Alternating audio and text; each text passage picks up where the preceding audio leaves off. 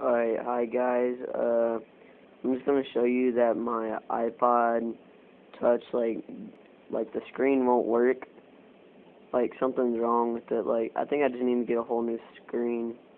But like, see when I slide to unlock, won't work. Then when like, see slide to power off, won't work. Cancel, won't work. Yeah.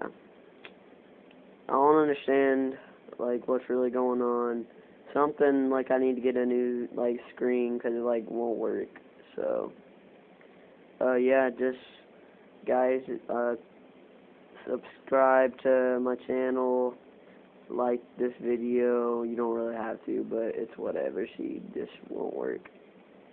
And like when I try to turn, like yeah, this won't turn off. Nothing.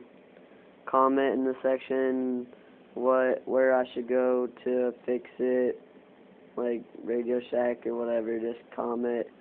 And thanks. Like I said, like, subscribe, and yep.